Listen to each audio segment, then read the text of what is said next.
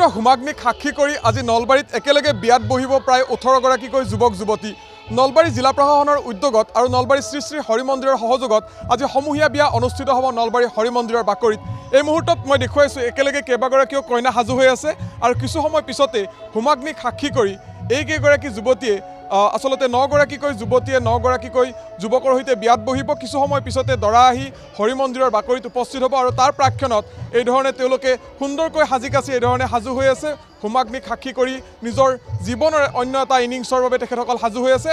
অকণমান আমি কথাখিনি পাতিম, দৃশ্যখিনি দেখুৱাম, কাৰণ বিগত বৰ্ষৰ পৰা নলবাৰী জিলা প্ৰশাসনৰ উদ্যোগত বেটী বচাও বেটী পঢ়াও যি অভিযান, সেই অভিযানৰ অন্তৰ্গত আচলতে এই যি পদক্ষেপ, এই পদক্ষেপ তেখেতসকলে হাতত লৈছে। নলবাৰী জিলা আয়ুক্ত বৰ্ণালী ডেকাৰ নেতৃত্বত আৰু নলবাৰী সমষ্টিৰ স্থানীয় বিধায়ক তথা কেবিনেট মন্ত্ৰী জয়ন্ত মল্ল বৰুৱাৰ নেতৃত্বত এই সমূহীয়া বিয়া অনুষ্ঠিত হৈছে। অকণমান আমি কথাখিনি পাতিম। পোনে পোনে আপোনাৰ ওচৰলৈ আহিছোঁ। প্ৰথমে শুভেচ্ছা জনাইছোঁ। জীৱনৰ এটা গুৰুত্বপূৰ্ণ দিন, আজি একেলগে বিয়াত বহিব আপোনালোক 18গৰাকীকৈ যুৱক যুৱতী। অনুভৱটো কেনেকুৱা? ৰাজহুৱাভাৱে অনুষ্ঠিত হ'ব এই বিয়া।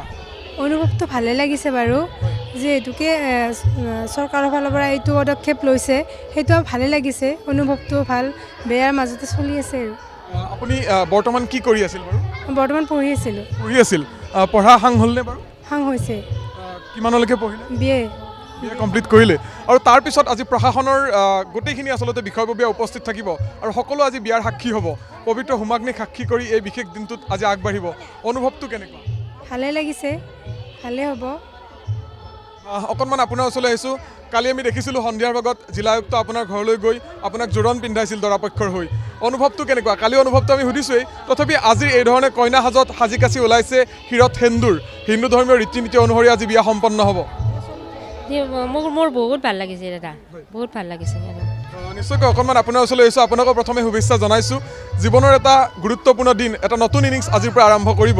প্ৰশাসনৰ প্ৰত্যক্ষ উদ্যোগত এই বিয়া অনুষ্ঠিত হৈছে। অনুভৱটো কেনেকুৱা? ভালে, বহুত ভাল লাগিছে।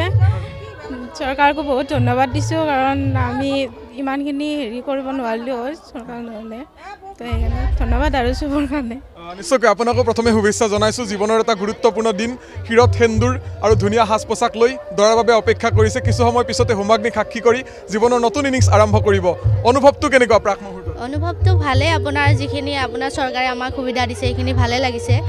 লগতে আপোনাৰ আমাৰ যিটো দুখীয়া মানুহ, আমি এইখিনি কৰিব নোৱাৰিলোঁ হয়, চৰকাৰে এইখিনি সুবিধা দিয়াৰ বাবে আমাৰ বহুত বহুত ভাল লাগিছে। আৰু এইধৰণে মুখত হাঁহি দেখিবলৈ পোৱা গৈছে। মই আৰু কথা পাতিম, কিন্তু একেলগে দৃশ্যটো দেখুৱাই লৈছোঁ। ইয়াত মই প্ৰায় 7গৰাকীকৈ ইয়াত কইনাক মই দেখিবলৈ পাইছোঁ আৰু শিৰত সেন্দুৰ লৈ ধুনীয়া সাজেৰে তেওঁলোকে দৰাৰ বাবে অপেক্ষা কৰিছে। কিছু সময় পিছতে ইয়াত দৰা আহি উপস্থিত হ'ব আৰু দৰা আহি উপস্থিত হোৱাৰ পিছত পবিত্ৰ হোমাগ্নিক সাক্ষী কৰি এই যে সমূহীয়া বিবাহ, সেই সমূহীয়া বিবাহ সম্পন্ন হ'ব।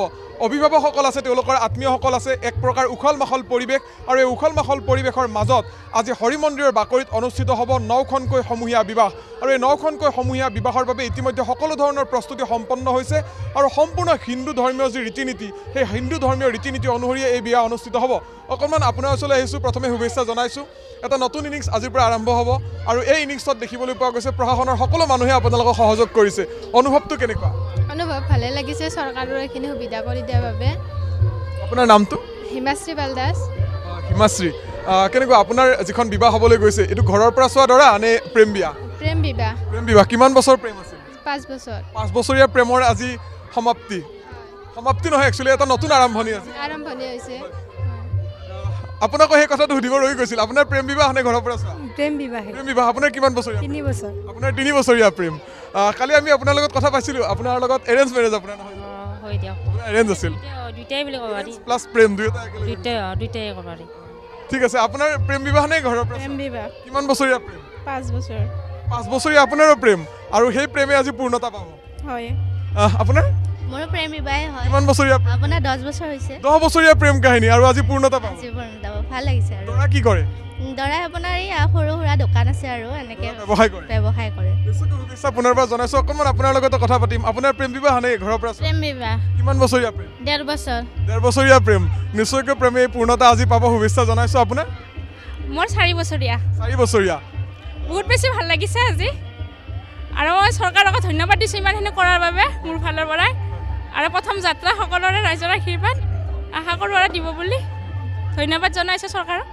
নিশ্চয় পুনৰবাৰ দৃশ্যখিনি দেখুৱাই লৈছোঁ। এটা ভাল লগা কথা, কাৰণ অধিকাংশৰে আচলতে প্ৰেম বিবাহ বুলি তেখেতসকলে উল্লেখ কৰিছে আৰু সেই প্ৰেমে আজি পূৰ্ণতা পাব আৰু সেই প্ৰেমে পূৰ্ণতা পোৱা দিনটোত জিলা প্ৰশাসনৰ যিসকল শীৰ্ষ বিষয়ববীয়া সেই শীৰ্ষ বিষয়ববীয়াসকল উপস্থিত থাকিব এই বিশেষ দিনটোত তাতকৈ হয়তো ভাল লগা কথা আন একোৱেই হ'ব নোৱাৰে কাৰণ তেওঁলোকৰ জীৱনৰ যি আকাংক্ষিত প্ৰেমাস্পদ সেই প্ৰেমাস্পদক আজি লাভ কৰিব ৰাজহুৱাভাৱে আৰু ৰাজহুৱাভাৱে অনুষ্ঠিত হ'ব আজি 9খনকৈ সমূহীয়া বিবাহ আৰু তাৰ বাবে ইতিমধ্যে এই ধৰণে উদুলি মুদুলি হৈ পৰিছে নলবাৰীৰ শ্ৰী শ্ৰী হৰি মন্দিৰৰ অস্থায়ী এই ৰভাতলী